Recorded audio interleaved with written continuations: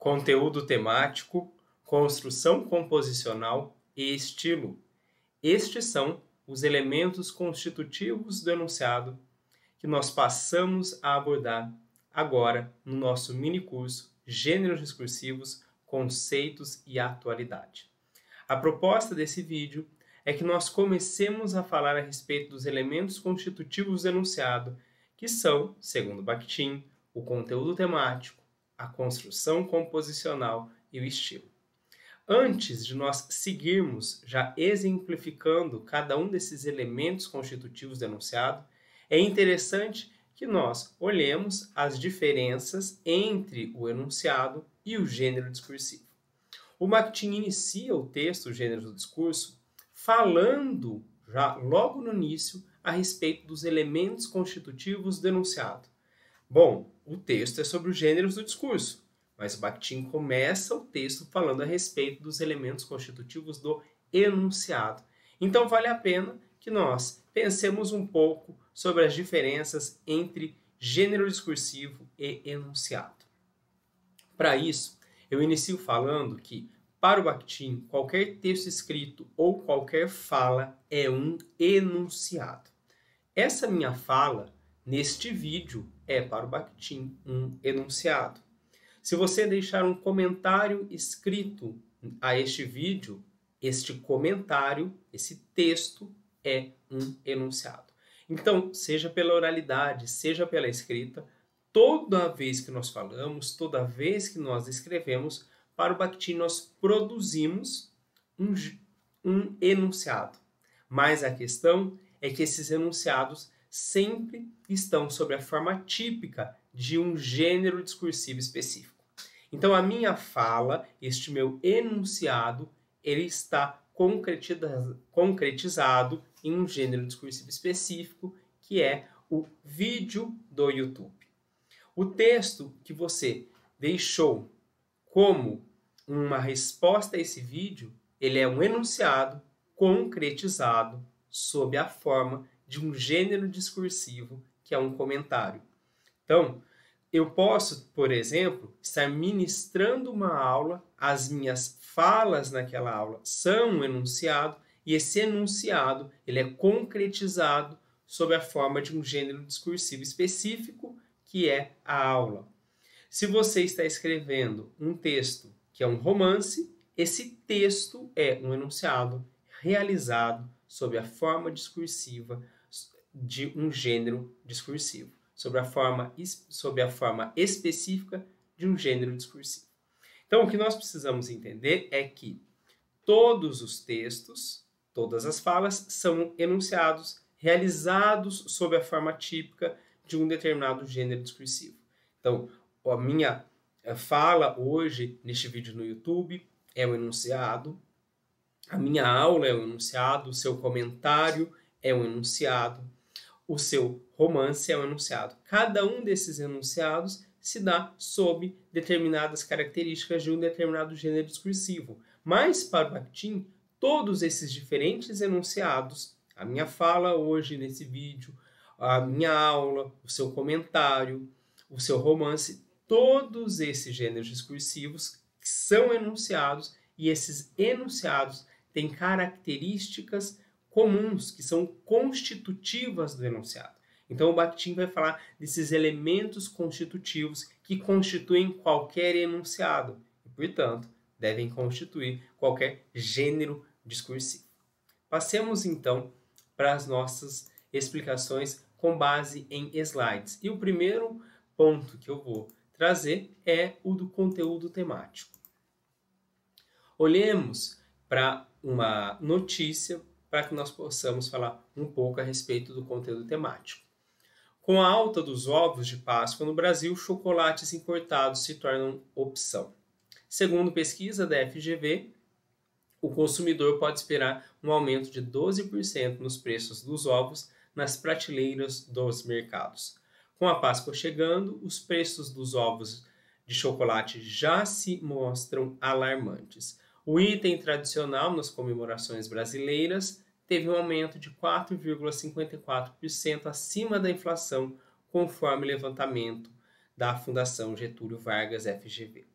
Dessa forma, o consumidor deve esperar um aumento de 12% nos preços nas prateleiras do mercado, do supermercado. Ou seja, um chocolate que custava R$ 80 em 2022, agora pode passar dos R$ 90. Se a opção for por um produto internacional, comprado em lojas brasileiras, essa alta pode ser ainda maior. O retorno do convívio social trouxe a possibilidade de comemorar o domingo de Páscoa em família, e os gastos com chocolate podem estar nos planos. As indústrias de chocolate apontam um crescimento de 10% do consumo em relação ao ano passado. Uma alternativa com bom custo-benefício em relação aos tradicionais ovos encontrados nos supermercados é comprar chocolates importados por meio de plataformas de compras internacionais. Dessa forma, quem quer presentear na Páscoa tem duas vantagens. Além de adquirir produtos de alta qualidade em um custo bem inferior do que aquele praticado no Brasil, ainda tem acesso a produtos exclusivos dessas grandes marcas internacionais que não chegam ao mercado brasileiro, deixando o presente ainda mais especial, comenta Ivan de Castro, chefe da equipe de marketing da plataforma GrabBR na América Latina. Bom, então, de maneira bastante simples, eu diria, nós podemos pensar o seguinte: qual é o conteúdo temático dessa notícia? E a resposta a essa pergunta é algo simples também. O conteúdo temático é aquilo sobre o que fala um texto, é aquilo sobre o que fala uma fala. Então, sobre o que fala essa notícia? Essa notícia fala sobre o aumento dos valores dos ovos de Páscoa no ano de 2023. Essa notícia foi publicada em abril de 2023. Sim, você pode detalhar ainda mais esse conteúdo temático e dizer que dentro do conteúdo temático, da questão do aumento, falou quanto era superior ao aumento da inflação, que se indicava, por exemplo, a possibilidade de comprar ovos ou chocolates internacionais em plataformas internacionais e não em supermercados brasileiros. Enfim, você pode detalhar mais. Mas o importante é dizer qual é o conteúdo temático. O conteúdo temático é sobre aquilo que fala um texto.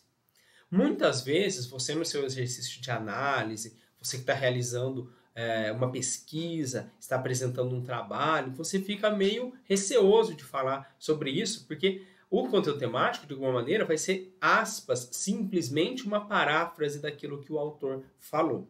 Mas nós precisamos ter alguma clareza de que para o círculo de Bakhtin, para o Voloshinov, para o Medvedev, que estavam em confronto com o formalismo russo, o conteúdo temático ele é muito importante, porque ele mostra justamente aquilo sobre que se fala em um texto, as ideias de um texto, e inclusive as ideologias que são transmitidas por meio de um texto. Então, diferentemente do formalismo russo, que só olhava para questões estruturais e ignorava as questões temáticas, com o Círculo de Bakhtin nós vamos ver a importância do conteúdo temático. Nós vamos ver que é importante falar sobre o que se aborda em um texto, qual é o tema daquele texto, sobre o que se fala em um texto. E, como eu já disse, isso inclusive é importante porque o conteúdo traz as ideias e as ideologias dos sujeitos. Veja que nessa reportagem ela fala os ovos de Páscoa que são tradicionais na cultura brasileira. Isso marca algo ideológico da cultura brasileira. Também essa questão ideológica de presentear com os ovos de Páscoa e também uma outra questão ideológica que é essa preocupação com o aumento do custo daqueles ovos. Né? Toda Páscoa existe essa polêmica, digamos, ideológica. Por que não se compra uma barra de chocolate que é muito mais barata do que um ovo?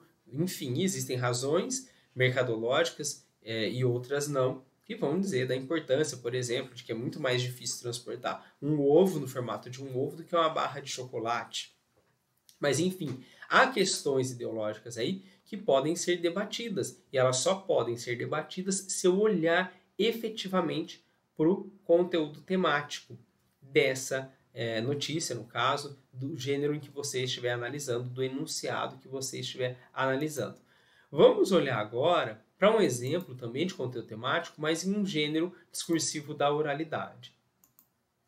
Esse exemplo eu formulei para o meu livro, para entender os gêneros do discurso, e eu trago aqui para que nós ilustremos essa discussão. Então, eu estou chamando esse gênero discursivo de atendimento comercial oral, lembrando que essas nomenclaturas de gêneros da oralidade, elas ainda não têm uma grande uniformidade, não são consensuais. Então, a seguir, o diálogo entre uma cliente e o atendente de uma padaria. O atendente diz: bom dia, o que a senhora precisa? E a consumidora responde: oi, bom dia. Bom, deixa eu ver, vou querer 2 pães. Atendente: sim, senhora. O atendente vai buscar os pães, enquanto a consumidora permanece olhando os produtos dispostos no balcão da padaria. Atendente: o que mais, senhora? A consumidora: esse bolo aqui é de quanto? Ao que o atendente responde: qual, senhora? Esse aqui? Consumidora: não, esse aqui.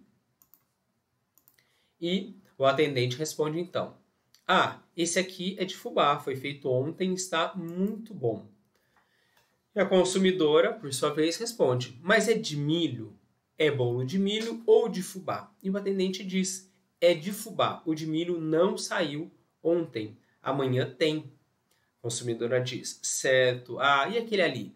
Aquele ali é de banana. E a consumidora indaga: banana? Pensei que fosse de maçã. O atendente: não, de maçã também não saiu essa semana. E a consumidora diz: tá bom, então, aquilo é bolachinha de nata? E o atendente diz: sim, senhora, foi tirada do forno agora há pouco. E a consumidora diz: então vou querer 300 gramas. Se nós formos pensar no conteúdo temático desse diálogo entre o atendente e a consumidora, nós vamos ver que eles falam a respeito de determinados produtos de uma padaria, do bolo, de uma variedade de bolo, da bolachinha de nata, da quantidade, enfim. Eu vou parafrasear aquilo que se diz. E mais uma vez eu chamo aqui a atenção para questões que podem parecer bastante banais, mas que podem, na sua análise, na análise que você vem empreender, mostrar inclusive questões ideológicas.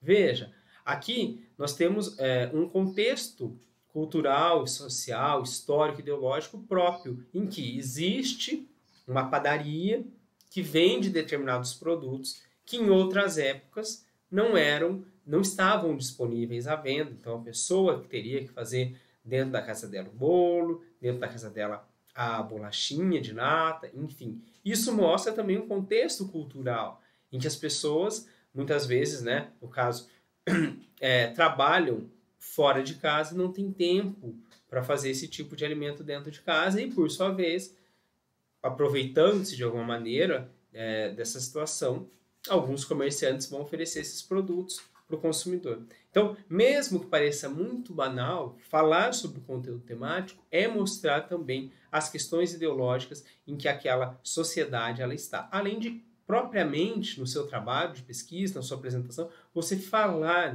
parafrasear sobre o que fala aquele texto, dando importância aí a esse conteúdo temático. Bom, aqui eu trago uma citação do meu livro. O tema para Bakhtin é o que o texto diz, sobre o que o texto fala, o assunto de um texto ou de uma fala. Mas esse tema sempre está ligado ao tempo, ao momento em que eu escrevo, em que leio, em que falo, em que ouço. E aqui a discussão que eu trago é a seguinte: o principal, quando você vai falar sobre conteúdo temático, é dizer o que aquele texto fala, o que aquela fala fala. É isso. Mas se você quiser já complexificar e olhar para uma outra questão bakhtiniana, que vai ser abordada pelo Bakhtin, que vai ser abordada pelo pelo Voloshinov, inclusive eu falei sobre isso em um vídeo que é o tema e significação, nós vamos olhar que o conteúdo temático, aquilo sobre o que eu falo em um texto, ele está muito vinculado ao tempo e ao espaço em que eu produzo aquele enunciado, em que eu produzo aquele texto, em que eu produzo aquela fala, e também A sua recepção vai ser marcada pelo cronotopo, pelo tempo e pelo espaço dos interlocutores que vão receber aquele texto, vão receber aquela fala, vão receber aquele enunciado. Se você quiser saber mais a respeito do cronotopo, eu te indico a leitura do texto As Formas do Tempo e do Cronotopo no Romance, que atualmente nós temos na edição Teoria do Romance 2, As Formas do Tempo e do Cronotopo no Romance, com a tradução, pós-fácil e as notas do professor Paulo Bezerra, pela editora 34. Mas o que é relacionar o conteúdo temático, o que é relacionar o tema com o cronotopo, com o espaço e com o tempo? E aqui nós vamos pensar mais uma vez nessa questão de como nós recebemos e como nós lemos, como nós interpretamos os textos e as falas com os quais nós convivemos. Veja, esses dois exemplos que eu trouxe, o da notícia dos ovos da Páscoa, esse exemplo de um atendimento comercial, eles são muito coetâneos a nós, eles são muito próximos ao nosso momento. E eles fazem parte, inclusive, muitas vezes, da nossa esfera espaço-temporal, por isso eles não nos causam estranhamento. Mas pode ser que em outras culturas, em outros lugares, isso causasse muito estranhamento. A pessoa se perguntaria, o que? As pessoas dão ovos de Páscoa na Páscoa?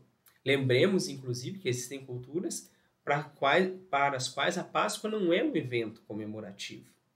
Então, nós olhamos isso e como nós já estamos dentro daquela cultura, isso nos é muito naturalizado. Mas isso já é uma marca do nosso contexto de produção e de recepção daquele enunciado. A própria questão do atendimento da padaria também. Veja que para nós, para muitas pessoas, isso faz talvez parte do cotidiano. Embora, talvez até mesmo no Brasil, hoje, os produtos que aquela consumidora busca não sejam comuns. Talvez em determinadas regiões do país não se façam bolos de fubá, de milho, de maçã, de banana, não se produza ou ninguém tem interesse por bolachinhas de nata. Então, muitas vezes o conteúdo temático, se ele está muito próximo ao nosso espaço, ao nosso tempo, ele é de alguma maneira naturalizado. Mas quando nós olhamos de uma perspectiva espaço-temporal mais ampla, nós vamos entender por que essa questão do espaço e do tempo, do cronotopo, ela é tão importante para eu entender o tema. Pensamos que, por exemplo, essa questão de ter uma padaria há centenas de anos, por exemplo, talvez fosse uma ficção científica, né? Não se conceberia alguém que vai a um lugar em que há os alimentos já prontos para consumo. Em outras culturas, como eu disse, não se comemora a Páscoa. Então, quando nós olhamos para o nosso texto, a gente tem que pensar que o modo como se fala, inclusive o modo aí como o jornalista traz essa notícia, já é algo naturalizado. É como se todos nós conhecêssemos o que é a Páscoa, que nós já soubéssemos que na Páscoa se dão ovos de Páscoa, e ninguém contesta isso, porque nós estamos nesse espaço, nesse tempo. Então, o próprio jornalista, ele espera que o texto dele não gere polêmica, e ele imagina que ele vai ser bem recepcionado. Se fosse em outra cultura, em outro espaço, talvez ele tivesse que explicar o que é os ovos, ele talvez esperasse uma polêmica a respeito dessa recepção, talvez as pessoas se indagassem por que dar ovos de Páscoa, qual o sentido disso, enfim. Então, o conteúdo temático, ele está sempre fortemente ligado ao espaço e ao tempo. Quando esse conteúdo temático ele é muito coetâneo, muito próprio da nossa época, nós talvez não consigamos entender a relevância desse tempo e desse espaço, mas ele sempre existe e inclusive mostra questões ideológicas, conforme eu fui pontuando na minha fala. Passemos a seguir para a questão da estrutura composicional, da construção composicional ou da forma composicional. Mais uma vez eu trago um exemplo aqui de uma receita culinária. Então, eu tenho uma receita de brigadeiro e eu tenho os seguintes ingredientes. Uma lata ou uma caixa de leite condensado, 395 gramas. 3 colheres de chocolate em pó, 1 colher de manteiga, chocolate granulado a gosto. Modo de preparo. Em fogo baixo, Coloque todos os ingredientes em uma panela e vá mexendo com uma colher. Quando começar a desgrudar, desligue e retire do forno. Espere esfriar um pouco e faça pequenas bolinhas. Passe-as no chocolate granulado. Está pronto para servir. Tempo de preparo. Depende da panela, mas em geral de 10 a 15 minutos. Observação. Para você se organizar, considere também o tempo que levará enrolando os brigadeiros, passando-os no chocolate granulado e colocando-os na forminha. Rendimento, 50 brigadeiros aproximadamente. Custo médio, leite condensado, R$ 3 a R$ 6. Chocolate em pó, não é achocolatado, aproximadamente R$ 2 as 3 colheres. Manteiga, R$ 1 a colher. Granulado varia muito, mas considere R$ 4,00, embalagem de R$ 3 a R$ 10 e custo total de R$ 13 a R$ 23. Dica: para a venda, invista em embalagens vistosas e que conservem bem o produto. Há disponíveis no mercado embalagens que permitem o acondicionamento de cada brigadeiro separadamente. Venda, preço sugerido de R$ 3 a R$ 6 cada unidade. O que nós temos aqui? Nós temos um gênero discursivo da escrita, ele está escrito, em que eu tenho determinados espaços composicionais que compõem o texto, que compõem o enunciado, que trazem a construção composicional. Então eu tenho o título, eu tenho espaços composicionais como ingredientes, como modo de preparo, como tempo de preparo, como rendimento, como custo, enfim. Veja que aqui nós estamos em aspectos estruturais. Então, ainda que, especialmente dos textos do Círculo, que se destaca na crítica ao formalismo, é o texto Método Formal nos estudos literários do Medvedev, embora exista essa crítica ao estruturalismo, ao formalismo, a essa busca por apenas olhar aspectos formais e estruturais, o que nós vamos ver é que o Círculo de Bakhtin, o Bakhtin e o Voloshinov e o Medvedev, eles não desconsideram os aspectos estruturais, composicionais. Então, eles estão dizendo que existe uma importância, inclusive porque existe uma relação entre o conteúdo temático e a estrutura composicional. Veja que os ingredientes, eles estão no espaço composicional. Ingredientes, eu vou trazer quais são os ingredientes e as suas quantidades. No modo de preparo, eu vou trazer como esses ingredientes devem ser preparados, a ordem, se vai ao fogo, se não vai. Vou falar a respeito do tempo de preparo. Então, a construção composicional, ela organiza o desenvolvimento do conteúdo temático. E aqui é interessante nós pensarmos o seguinte, que embora haja essa crítica do Círculo ao formalismo, o próprio Bakhtin, no início ali do gênero do discurso, ele vai dizer que dentre os elementos constitutivos do enunciado, aquele mais importante, mais estável, é justamente a construção composicional. Isso porque aqui nós temos uma receita que tem título, ingredientes, modo de preparo, rendimento, custo. Se eu quiser, eu posso pegar essa estrutura composicional e utilizá-la para outra receita, fazendo adaptações. Então, eu posso pensar em um bolo de chocolate que vai ter título, ingredientes, modo de preparo, rendimentos, tempo, etc. E tantas outras receitas culinárias. Assim também, se nós pensarmos em uma redação de vestibular, eu tenho, às vezes, título, introdução, desenvolvimento, conclusão. E é uma redação que fala sobre um determinado tema, por exemplo, sobre sonegação de impostos. Essa mesma estrutura, título, introdução, desenvolvimento e conclusão, eu posso utilizar para trazer um outro tema muito diverso, como, por exemplo, o meio ambiente.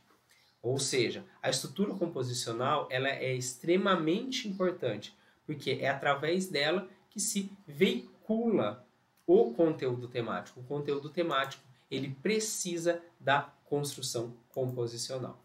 Mas aqui também vale a pena nós falarmos, nós pensarmos nos gêneros da oralidade. Então vamos pensar em alguns gêneros da oralidade. Será que existe uma construção composicional típica para os gêneros da oralidade? A meu ver, sim. Pensemos, por exemplo, neste vídeo do YouTube. Então, em um vídeo do YouTube, eu começo, geralmente, tematizando de maneira breve o que eu vou abordar no vídeo. Aí eu sigo abordando aquilo no vídeo e no final eu faço um fechamento. Eu agradeço os espectadores, eu peço para que os espectadores deem like, compartilhem o vídeo, comentem, digam se estão gostando. Ou seja, existe uma estrutura composicional. E essa estrutura composicional, se você observar em outros vídeos, ela é bastante regular. Então, no vídeo passado, também foi assim.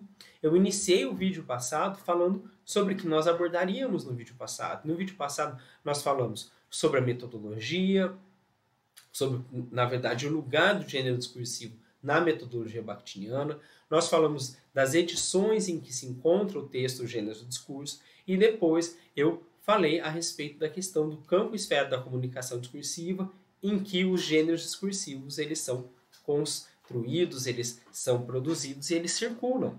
E depois eu fiz toda a apresentação desse conteúdo temático e encerrei agradecendo, pedindo aquelas ações que fazem com que o YouTube ele entenda que esse vídeo é um vídeo de valor. Do mesmo modo estou fazendo nesse vídeo e faço isso em vários vídeos. Vamos pensar em outros gêneros da oralidade, em uma conversa informal, por exemplo, ou mesmo que seja um pouco mais formal, for um jantar de negócios, ainda assim existe uma estrutura composicional típica. Por quê?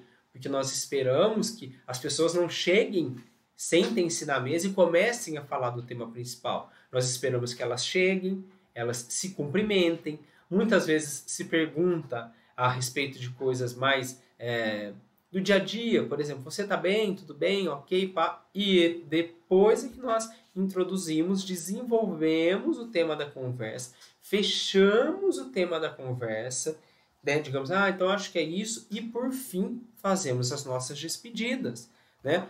Então tudo bem, nos vemos depois, eu te mando um e-mail, fico de telefonar, até mais. Enfim, existe uma estrutura composicional também, uma construção composicional também nos gêneros da oralidade. E essa construção composicional ela é imprescindível porque ela permite um desenvolvimento do conteúdo temático esperado tanto para mim, no polo da produção, quando eu vou produzir um gênero discursivo da oralidade, então eu vou ministrar uma aula, eu vou conversar com alguém, quanto para aquele que vai recepcionar esse gênero.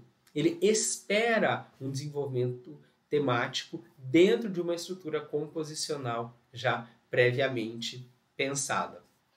Então, continuando aí, né, nós vimos aí os gêneros da escrita.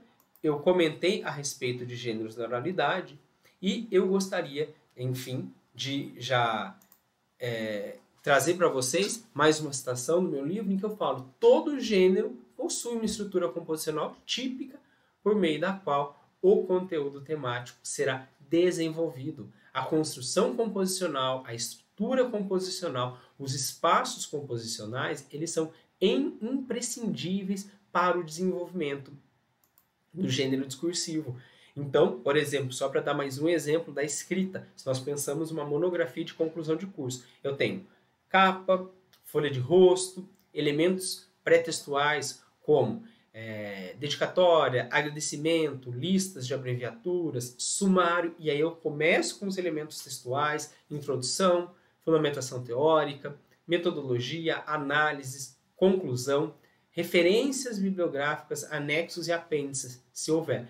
Em cada um desses espaços, eu espero encontrar um determinado conteúdo temático desenvolvido. Então, nas conclusões, eu espero encontrar conclusões sobre aquela pesquisa, que a pessoa vai me dizer o que ela viu naquela pesquisa, quais foram os resultados a partir do que ela observou, o que ela conclui. Ao passo que na introdução eu espero, por exemplo, encontrar com aquela pessoa me dizendo o que ela vai fazer, o que ela vai apresentar em cada capítulo, inclusive para que eu possa optar por ler ou não ler determinado capítulo.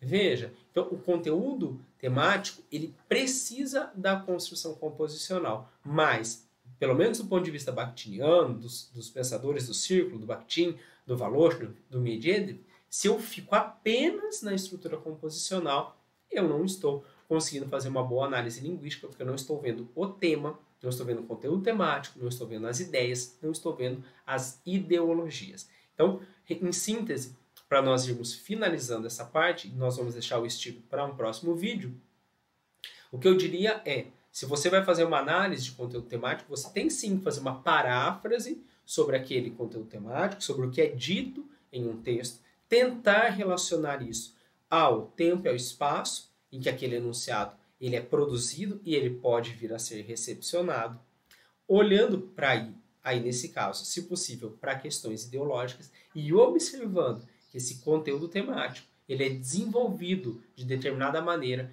dentro de uma estrutura composicional típica do gênero. Então, embora todos os enunciados tenham conteúdo temático, tenham construção composicional e tenham estilo, cada enunciado concretizado em um gênero discursivo específico vai ter um determinado modo de desenvolvimento do conteúdo temático por conta justamente das conjunturas composicionais daquele gênero específico e do estilo específico daquele gênero, como nós vamos ver no próximo vídeo. Espero que você esteja gostando dessa série de vídeos, esteja gostando do nosso mini curso. Deixe o seu comentário aí, diga se existe algo que você gostaria que eu comentasse mais, se há algo que eu não comentei e você gostaria que fosse comentado. Deixe o seu like, deixe o seu curtir, compartilhe com seus amigos que também estão estudando, com o seu grupo de pesquisa. Muito obrigado e até o próximo vídeo.